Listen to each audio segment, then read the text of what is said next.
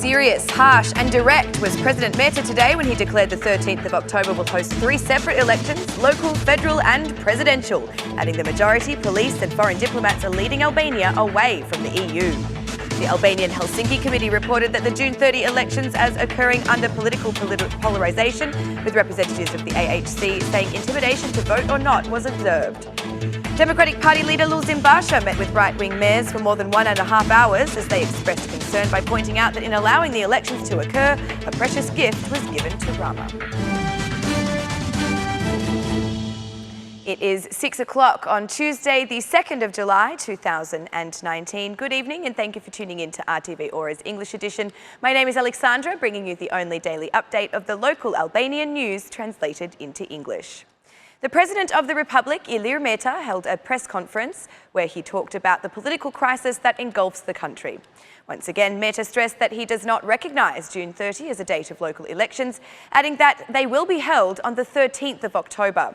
At the beginning of his speech, he acknowledged the peaceful and successful socialist voting. It is a great pleasure to meet you after a very peaceful and successful process of socialist voting. I embrace all Albanians who have avoided the trap, the plot designed to produce at any cost civil clashes. It is not a new trap, it is an old one. It is a plot that is based neither on the principles of democracy nor on EU values or on NATO's, but based on principles of a deeply involved state that aims only at total state capture in Albania and abroad, said President Meta. To solve the political crisis, the call was once again issued for Edi Rama to reflect, with the President, Ilir Meta, proposing that on 13 October and in parallel with local elections, also elections for Parliament would be held. Furthermore, the head of state said he is ready to leave the president's chair to enter into a new race for the post. Ilir Meta called the positions of the majority, the police and the foreign diplomats in regards to the June 30 voting as a structured group that are deepening the crisis and are steering Albania away from the European Union. On October 13, there will also be general elections and elections for the president. And I will run for president with these competencies. Edi Rama and the Socialist Assembly, who do not want me, can put forward any candidate they do want. This is the path that solves this horrible representation crisis. If Rama has another proposal, let's do it. If there's any embassy proposal, let's do it. I invite Rama to be responsible. I invite foreign representatives to not become ridiculous and to not mock our constitution, expressed Meta. Unlike other times, the speech from the head of state was delivered in strong tones. He addressed the Prime Minister and made public one of the messages sent by Edi Rama 2 days after the protest of the opposition on 16 February. I am writing to you today to say that after you end your mandate as president, you will no longer find any SMI track. Maybe I'm wrong, but I like to make predictions on the basis of my analysis and am beyond sincerely sorry. According to the president, George Soros is trying to destabilise our country, and for that reason he had a message also for him. I say to George Soros that I wish him a long life. I wish success also to his son, who very often comes to visit Albania.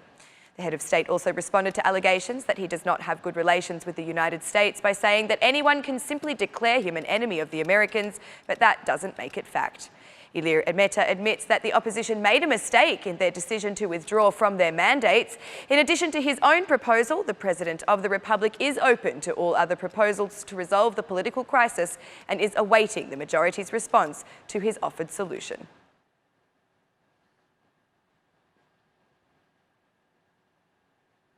Two days after the June 30 elections, the Albanian Helsinki Committee presented preliminary findings based on field organisation monitoring, of which 115 observers and monitors of the situation in the main cities across the country last Sunday. Although only 182 centres were monitored out of 5,417 in total, the Helsinki Committee observed that the election campaign was in a politically polarised situation. Monitors noted that during the voting day, they have observed the presence of unauthorised persons at polling centre premises. It has been determined that unauthorised persons were present as party representatives, informing the electoral numbers of the voters. This is not allowed because this method of data collection allows for the identification of those who vote and those who do not vote. In our assessment, this constitutes an indirect form of intimidation against voters, said Vjolta Meta, the executive director of the AHC. Another concern that the Albanian Helsinki Committee raised was family voting. In the centres we were monitoring, it has been noted that not all the members of the Commission of Voting Centres had been trained to perform their jobs efficiently and effectively. This has resulted in some cases of violations against the confidentiality of the vote, such as allowing family voting in about 8% of the total number of centres observed by the committee.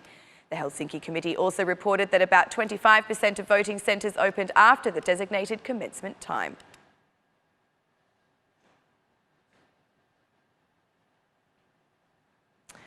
Although he had announced a meeting at 11:30 with senior police chiefs, Prime Minister Edi Rama arrived at the Ministry of Interior building 40 minutes late, waiting until after President Ilir Meta concluded his media conference.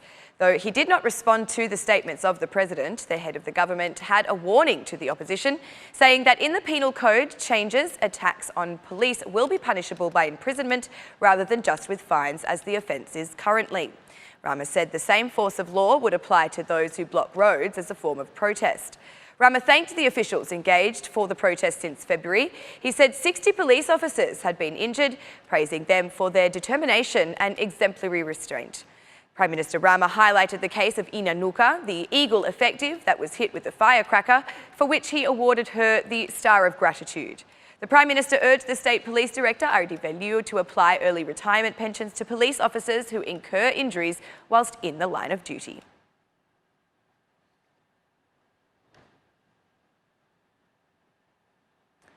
To discuss the post-election agenda of June 30th, Democratic Party leader Lul Zimbasha held a meeting for more than 1.5 hours with the right-wing mayors today. The meeting took place behind closed doors, with almost all the mayors giving speeches, during which a common concern was raised, that being the Socialist Party is taking over the municipalities. Sources told RTV Ora that Lul Zimbasha appeared calm while informing the Democratic mayors that within these days there will be concrete developments.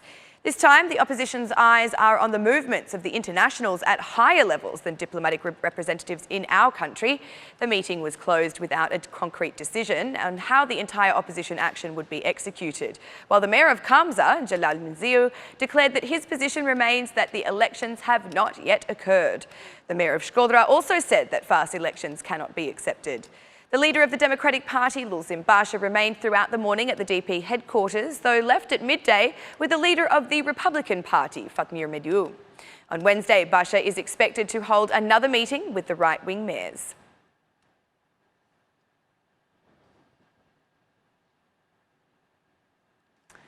The government has approved the list of reimbursable medications traded without prescription in the free pharmaceutical market.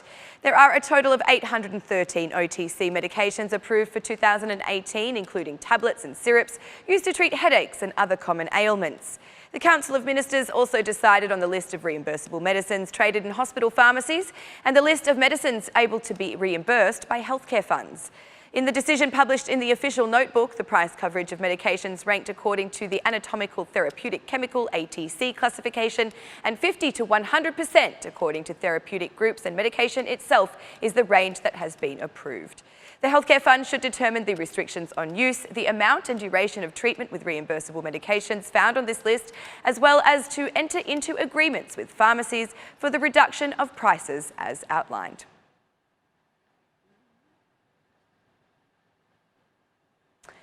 And that's the news across the country today. Thank you for watching our English edition this evening, and be sure to join us again every Monday to Saturday at 6 p.m. for the latest news from Albania. Once again, on behalf of RTV Ora, thank you and good night.